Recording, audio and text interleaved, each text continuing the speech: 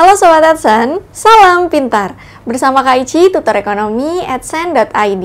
Pada video kali ini kita akan membahas soal mengenai kebijakan moneter. Kalian siap?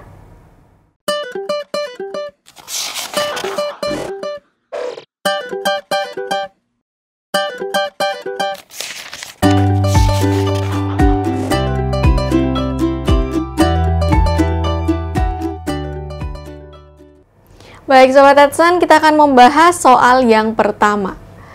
Berikut ini adalah kebijakan moneter dan kebijakan fiskal.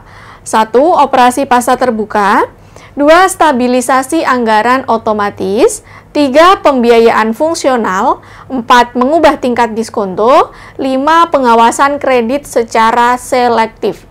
Yang termasuk ke dalam kebijakan moneter adalah A. 3, 4, dan 5. B. 2, 3, dan 5, C. 2, 3, dan 4, D. 1, 2, dan 3, serta yang E. 1, 4, dan 5.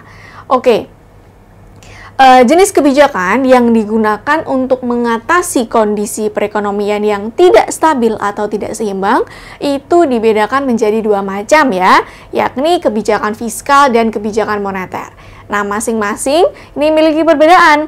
Di antaranya adalah mengenai lembaga yang mengeluarkan kebijakan tersebut ya. Tapi tujuannya sama ya, untuk menciptakan kestabilan perekonomian gitu. Kalau kebijakan fiskal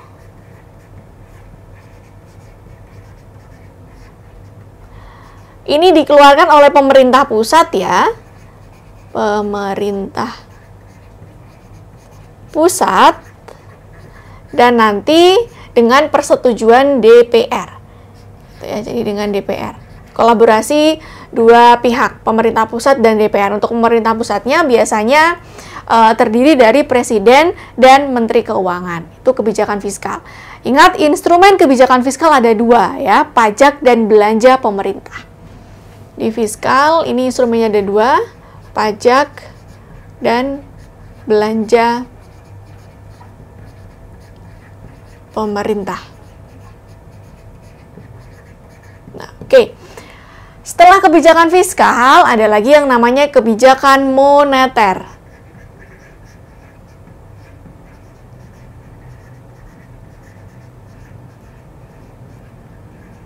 Kebijakan moneter ini dikeluarkan beda ya dengan kebijakan fiskal. Kalau kebijakan moneter dikeluarkan oleh Bank Sentral.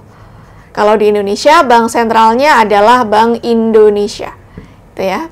Nah, instrumen dari kebijakan moneter diantaranya yang pertama, di instrumen ya, instrumen.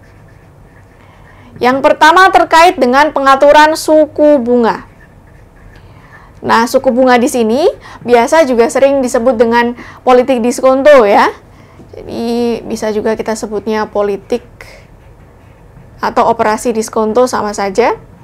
Nah, untuk suku bunga ini berbeda pengaturannya ketika resesi maupun inflasi. Jadi, kalau misalkan suatu negara mengalami kondisi resesi, artinya perekonomian sedang lesu, produksi barang dan jasanya turun, konsumsinya juga turun. Itu nggak seimbang ya. Jadi perlu dinaikkan gitu kan. Nah, cara menaikkannya adalah dengan menurunkan suku bunga. Apa hubungannya? Jadi kalau suku bunga turun, maka masyarakat akan menjadi tidak tertarik untuk menyimpan uangnya di bank. Kan tujuannya orang nyimpen uangnya di bank untuk mendapatkan suku bunga ya, misalkan dalam bentuk deposito gitu. Kalau misal suku bunganya turun, maka mereka berpikir nggak untung lagi uangnya disimpan di bank, mendingan ditarik kan begitu ya. Nah, kalau uangnya ditarik, disimpan di rumah, misalkan dalam kantong atau dalam ATM saja, itu lebih liquid, sehingga akan memudahkan bagi konsumen atau masyarakat untuk mengkonsumsi barang, untuk membayar atau membelanjakannya. Sehingga nanti harapannya konsumsi akan meningkat dan resesi bisa diatasi. Selanjutnya adalah kondisi inflasi. Kalau inflasi, ini sebaliknya. Kalau inflasi ini konsumsinya berlebihan, perlu diturunkan. Bagaimana caranya? Dengan menaikkan suku bunga. Jadi kalau suku bunga dinaikkan, uangnya masyarakat pasti akan lebih cenderung disimpan di bank dibandingkan disimpan dalam bentuk tabungan di ATM atau dalam bentuk tunai. Kalau uangnya disimpan di bank, maka mereka akan menurunkan porsi untuk konsumsi sehingga inflasi bisa ditekan. Instrumen yang kedua adalah operasi pasar terbuka atau OPT.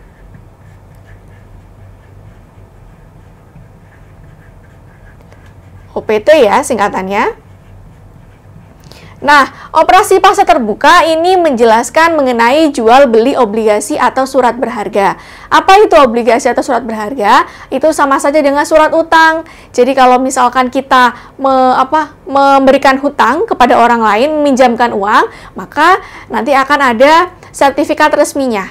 Jadi sistematikanya sama dengan kita memberikan pinjaman pada orang lain atau kita diberikan pinjaman oleh orang lain. Gitu ya kira-kira. Nah, sama dengan suku bunga, untuk operasi pasar terbuka ini juga berbeda langkahnya ketika resesi maupun inflasi. Nah, ketika resesi, ya balik lagi, karena kondisi perekonomian lesu dan konsumsi perlu dinaikkan, maka bank sentral akan membeli obligasi. Membeli obligasi apa? Obligasi yang dipegang oleh masyarakat. Nah, kalau bank sentral membeli obligasi dari masyarakat, maka kan dia harus bayar. Nah, uang yang ada di bank sentral nanti akan disalurkan ke masyarakat. Begitu ya. Oke, itu untuk resesi. Lalu untuk inflasi, ini masyarakat harus diturunkan konsumsinya. Jadi bank sentral bisa mengambil langkah dengan menjual obligasi. Nah, kalau obligasi dijual oleh bank sentral, masyarakat beli, maka uang masyarakat akan masuk ke kantong si bank sentralnya karena digunakan untuk membayar hasil obligasi yang dibeli. Oke. Instrumen yang ketiga setelah operasi pasar terbuka adalah pengaturan giro wajib minimum atau GWM. Giro wajib minimum atau GWM. Sumber lain menyebutkan cadangan wajib minimum sama saja. Nah, apa sih giro wajib minimum? Jadi, GWM itu merupakan suatu dana yang wajib dicadangkan, yang wajib disimpan oleh perbankan umum di bank sentralnya. Kenapa? Karena untuk meminimalisir resiko ketika perbankan umum itu mengalami kerugian. Namanya bank itu menghimpun dana, jadi ada yang nabung, ada yang minjem. Kalau misalkan yang minjem nggak bisa balikin pinjamannya, maka si orang nabung pengen narik uangnya nggak bisa. Nah, untuk mengatasi hal seperti itu, maka diperlukan cadangan wajib minimum atau giro wajib minimum. Seandainya ada peminjam yang nggak bisa mengembalikan pinjamannya, sedangkan si penabung pengen menarik uangnya, bisa diganti dengan uang yang ada di giro wajib minimum. Nah, kira-kira seperti itu ya. Oke. Nah, ini juga beda ya langkah yang dilakukan baik ketika inflasi maupun resesi. Nah, resesi ini konsumsi perlu dinaikkan. Karena perlu dinaikkan, maka GWM-nya diturunkan. Misalnya dari 2,5 miliar ke 2 miliar. Maksudnya gimana? Jadi awalnya setiap perbankan harus ngambil uang dari kantong banknya 2,5 miliar untuk disimpan di bank sentral. Tapi karena resesi, bank sentral bilang, jangan 2,5 deh sekarang, 2 miliar aja. Berarti 0,5 miliarnya yang awalnya sudah disimpan di bank sentral, boleh dibawa pulang kan? Nah, jadi 0,5 miliarnya itu bisa disalurkan ke masyarakat. Uang di masyarakat jadi beredarnya bertambah. Nah, akibatnya nanti konsumsi bisa dinaikkan. Gitu ya. Nah, kalau inflasi sebaliknya, GWM-nya malah dinaikkan. Kenapa? Karena kalau inflasi ini konsumsi berlebihan perlu diturunkan. Jadi jumlah uang beredar juga perlu diturunkan. Jadi GWM naik misalkan dari 2,5 menjadi 5 miliar. Jadi awalnya uang yang harus disimpan di bank sentral cuma 2,5. ada inflasi, masyarakat konsumsi banyak gitu kan, jumlah uang beredar di masyarakat banyak, sehingga perlu diturunkan. Caranya gimana? Bilang sama Bank Umum, Bank Umum, ini awalnya 2,5 miliar ya disimpannya, tapi sekarang udah naik jadi 5 miliar, berarti perlu nambah 2,5 ya buat nabung di Bank Sentral nih Bank Umumnya. Harusnya uang 2,5 miliar tambahan tersebut bisa disalurkan ke masyarakat, nggak jadi deh. Nah, sehingga nanti jumlah uang beredarnya bisa menurun. Jadi inflasi bisa ditekan. Oke, selanjutnya yang keempat adalah pengaturan kredit. Nah, pengaturan kredit ini juga berbeda ketika inflasi dan resesi. Jadi, kalau resesi ini kan kondisi ekonomi sedang lesu dan konsumsinya turun. Jadi, supaya konsumsi meningkat, maka kreditnya harus dipermudah, entah itu dipermudah dalam bentuk persyaratan atau dipermudah dalam bentuk batas atasnya. Awalnya kredit misalkan maksimal 10 juta per orang kalau untuk konsumsi, sekarang boleh dinaikkan menjadi 15 juta, biar orang-orang gampang untuk ngambil pinjaman atau ngambil kredit sehingga bisa digunakan untuk konsumsi. Resesi bisa diatasi, begitu ya. Ini tulisannya adalah diperlonggar.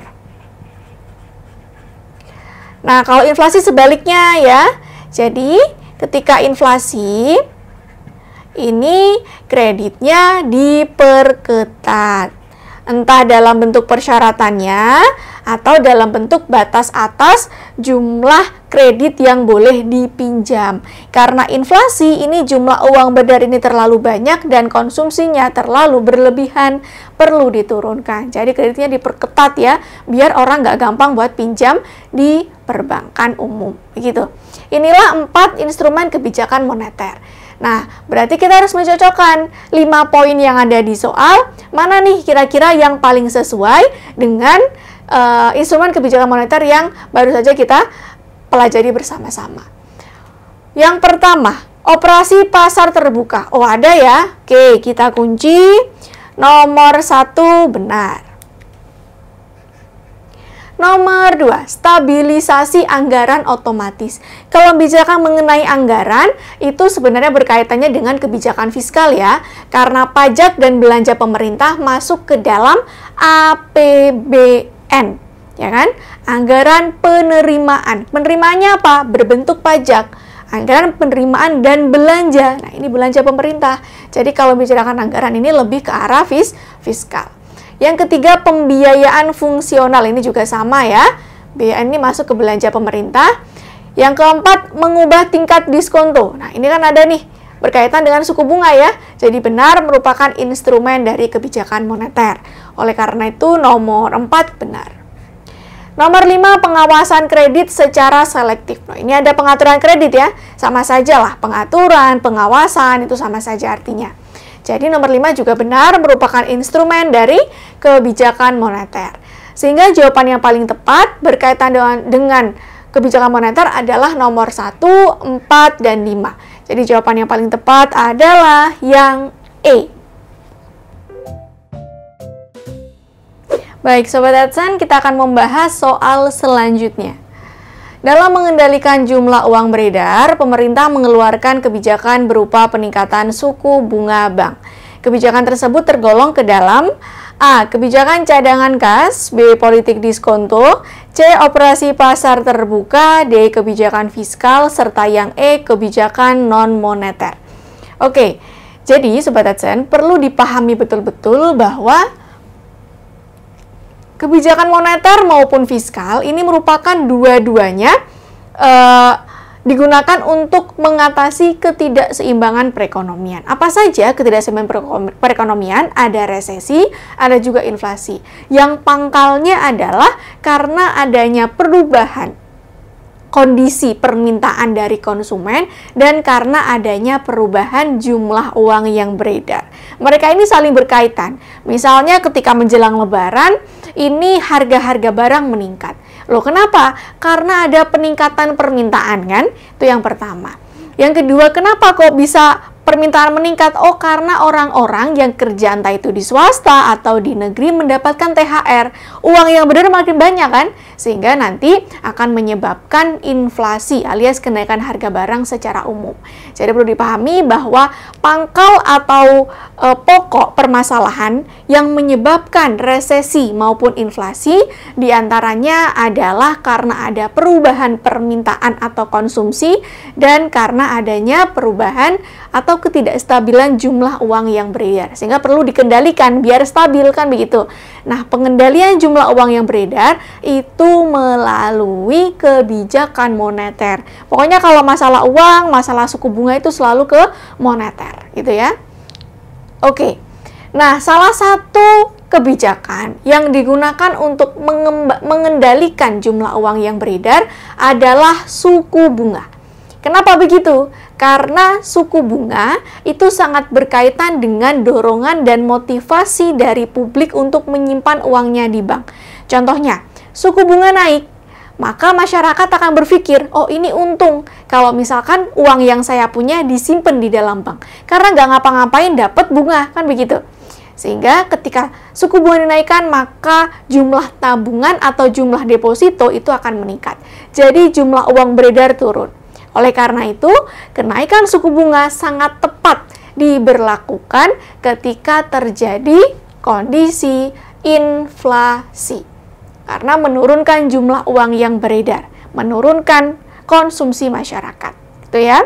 Begitu juga sebaliknya, ya. Ketika suku bunga turun, maka masyarakat akan berpikir, oh ini nggak untung lagi kalau misalkan saya nyimpen uangnya di bank. Orang turun suku bunganya, ya kan? Sehingga diambillah dari deposito misalkan atau dari bank, disimpan entah dalam bentuk tabungan di ATM atau dalam bentuk uang tunai. Kalau seperti itu akan lebih mudah untuk dibelanjakan. Jumlah uang beredar banyak gitu kan, semakin liquid, jadi konsumsi meningkat. Nah, ini cocok dikeluarkan ketika sedang terjadi resesi. Supaya jumlah uang beredar banyak dan konsumsi bisa dinaikkan gitu ya. Ternyata kebijakan mengatur suku bunga entah itu menurunkan atau menaikkan merupakan bagian dari yang namanya politik diskonto gitu ya. Jadi jawaban yang paling benar terkait dengan soal tersebut adalah yang B, politik diskonto. Sobat Adsan, demikian pembahasan soal mengenai kebijakan moneter.